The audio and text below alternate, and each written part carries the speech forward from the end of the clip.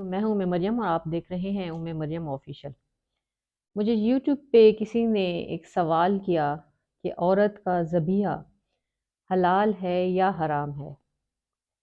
اس کا جواب تو میں دوں گی، لیکن اس کا جواب دینے سے پہلے میرا سیلف انٹروڈکشن بہت ضروری ہے، کیونکہ یہ سوال مکمل طور پر اسلامی تعلیمات اور اسلامی احکامات سے ریلیٹڈ ہے۔ تو یہ بیک گراؤنڈ بتانا آپ کو بہت ضروری ہے کہ مجھے اس سوال کا جواب دینے کے لیے کتنا نالج ہے اور میری کیا تربیت ہے۔ سب سے پہلے تو میں آپ کو یہ بتا دوں کہ میں خود ایک عالم کی بیٹی ہوں، اور میرے دادا اور میرے چاچا بھی عالم تھے اور حافظ بھی تھے، کیونکہ گھر کا ماحول ایسا تھا۔ جب گھر کا ماحول ہی ایسا ہو تو اس میں بچے کی تربیت خود بخود ہو رہی ہوتی ہے، اور گھر ہی اس کے لیے ایک مدرسہ اور ایک تعلیم گاہ ہوتا ہے، نمبر 1۔ نمبر 2 یہ کہ میرا تعلیمی بیک گراؤنڈ کیا ہے۔ تو جہاں تک میری ایجوکیشن کنسرن ہے، میں نے میٹرک ایک ایسے انسٹیٹیوشن سے کیا جہاں اسکول کی تعلیم، جسے ہم بالکل سیپریٹ کر دیتے ہیں ایجوکیشنل مذہبی تعلیم سے، تو اسکول کی تعلیم بھی اور مذہبی تعلیم بھی دونوں چیز ہی پڑھائی جاتی تھیں۔ اور اس میٹرک کے دوران، یعنی کہ کلاس 6 سے لے کر کلاس 10 تک، ان 5 سالوں میں نے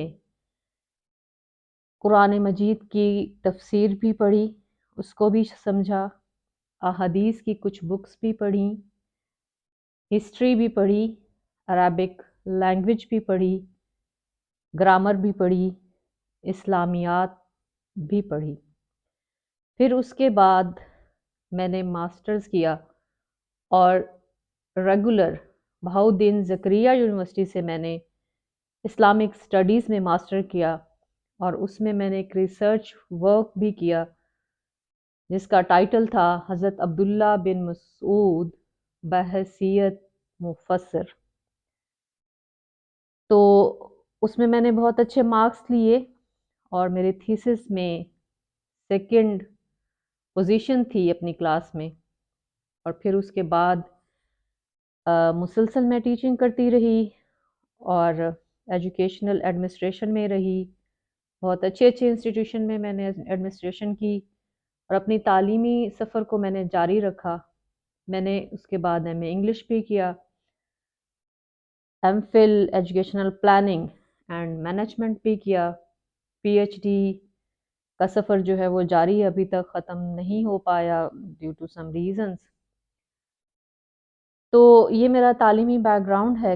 بتانے کا مقصد یہ ہے کہ آپ کو اگر، کیونکہ اسلامک کانٹینٹ تھا، اسلام سے ریلیٹڈ سوال تھا، تو آپ کے ذہن میں یہ شبہ نہیں ہونا چاہیے کہ اس کے پاس پتہ نہیں علم بھی ہے اس سے، فیلڈ سے ریلیٹڈ یا نہیں ہے، اور یہ کہاں تک اوتھینٹک جواب دے سکتی ہے یا نہیں دے سکتی، نمبر 1۔